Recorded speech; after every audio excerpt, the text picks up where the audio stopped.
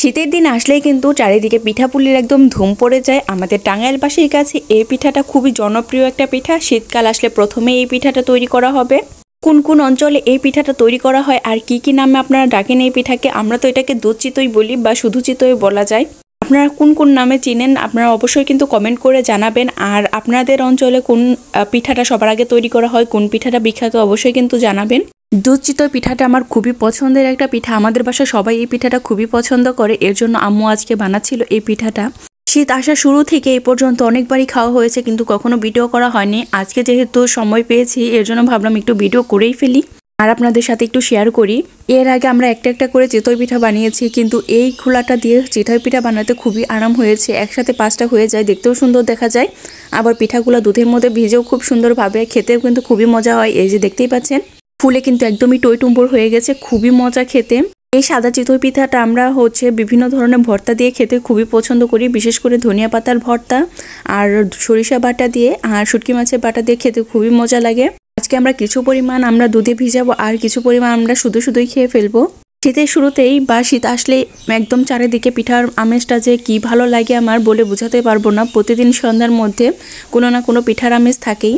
আমাদের এলাকায় শীতের শুরুতে আরেকটা পিঠা খুবই মজা করে বানানো হয়, সেটা হচ্ছে ভাপা পিঠা। ভাপা পিঠাটা খেতে খুবই মজা লাগে আমার কাছে। আপনাদের কাদের কাদের বাসায় ভাপা পিঠাটা তৈরি করা হয় বা আপনারা পছন্দ করেন কিনা অবশ্যই কিন্তু কমেন্ট করে জানাবেন।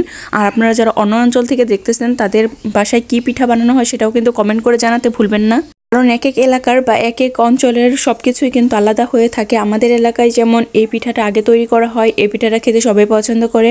অন্যান্য এলাকায় গেলে দেখা যায় যে পিঠার ধরন সবকিছুই আলাদা চেঞ্জ হয়ে যায়। আমরা কিন্তু আজকে মাটির চুলায় পিঠাটা বানাচ্ছি, সবাই মিলে একদম শীতের রাতে গরম গরম পিঠা বসে খাচ্ছি চুলার পাড়ে বসে।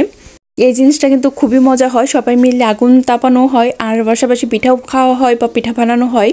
সবাই মিলে যখন একসাথে থাকি তখন খুবই মজা লাগে আমার কাছে। এরকম কার কার বাড়িতে হয় বলেন তো? কিন্তু আমি শীতের দিনটাকে খুবই বেশি মিস করি। আমার মনে হয় প্রতিটা গ্রামের বাড়িতে এরকম হয় যে প্রতিটা বাড়িতেই সুন্দর করে পিঠাপুলির উৎসব পালন করা হয় বা প্রতিটা বাড়িতে পিঠা বানানো হয় সবাই মিলে একত্রে। আর এই জিনিসটাই কিন্তু মনে হয় সবাই অনেক মিস করে। আজকে যদিও আমি পুরো রেসিপিটা দেখাতে পারি নাই পিঠার, জাস্ট পিঠার বানানোর প্রসেসটা দেখালাম, কারণ এটা রেসিপি দেখানোর মতো কিছু নাই, সবাই মোটামুটি জানে বা পারে। এর মধ্যে আমি আরেকটা কথা বলি, অনেকদিন যাবতই আমি আমার চ্যানেলে রেগুলার হতে পারছি না, অনেকদিন যাবতই অনেক গ্যাপে ভিডিও দিচ্ছি।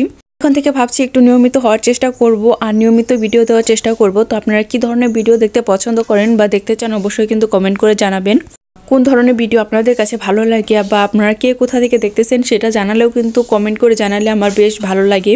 আমার ভিডিওতে কোন ধরনের সমস্যা থাকলে সেটাও কিন্তু কমেন্ট করে জানাবেন, আমি তাহলে পরবর্তীতে সেটা সংশোধন করার চেষ্টা করব। এসব যদি আপনারা বলেন তাহলে কিন্তু আমি খুবই অনুপ্রাণিত হই, মোটেও খুশি হই না বা কষ্ট পাই না।